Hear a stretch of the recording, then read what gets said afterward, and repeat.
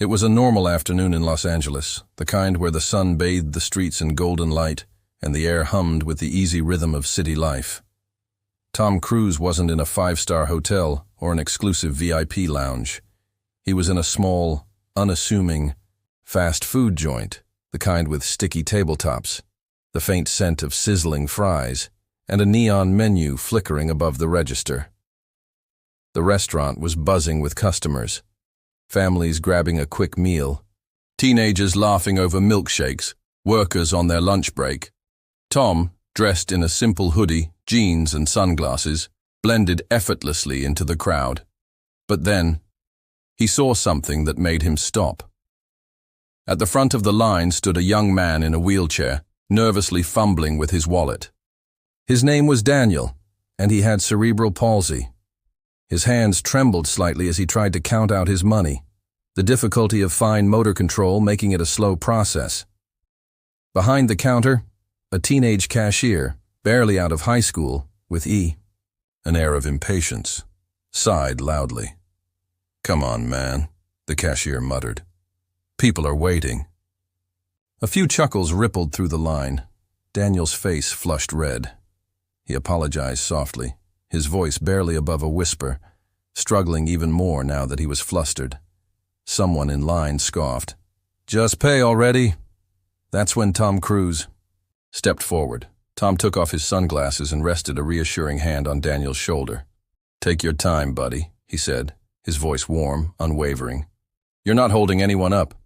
The cashier blinked. His eyes widened as recognition dawned. Wait, was that Tom Cruise? The murmurs in the restaurant shifted, from laughter to shocked whispers. Tom turned to the cashier, his expression calm but firm. "What's your name?" Tom asked. The cashier swallowed. Jake." Tom nodded. "Jake, let me ask you something.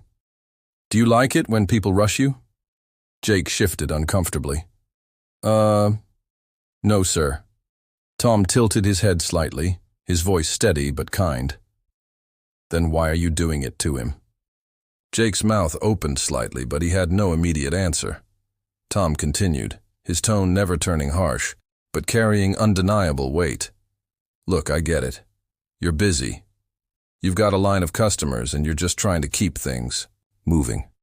I respect that. But let me tell you something. Your job isn't just about speed, it's about service. And real service means treating people with respect, no matter how fast or slow they are." Jake lowered his gaze, suddenly feeling the weight of his actions. Tom gave him a small, knowing smile. "We've all been impatient before.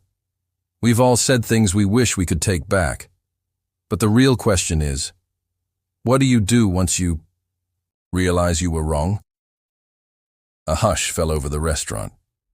Jake swallowed hard. He looked at Daniel, who was still sitting there, unsure of what to do. And then, something shifted in Jake's expression. Regret. Understanding. A realization that he could be better than this moment. He nodded, taking a deep breath. "I'm sorry, man.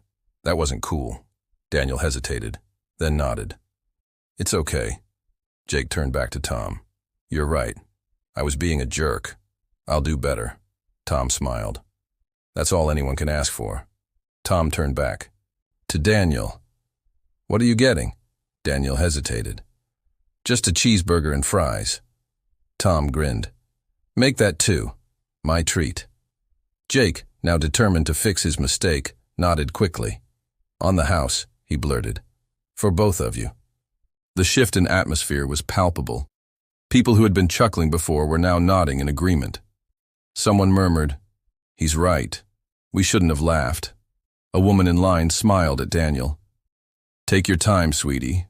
The energy in the restaurant transformed because one person had chosen to stand up and set an example.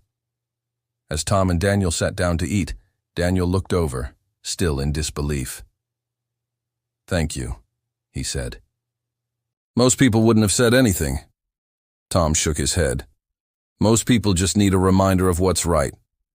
Daniel smiled, a genuine, beaming smile, And across the restaurant, Jake was already treating the next customer with a little more patience and respect. You see, kindness costs nothing to give, but its impact is truly priceless. If this story inspired you, share it with someone who needs a little more kindness in their day. And remember, a small act of respect can mean the world to others.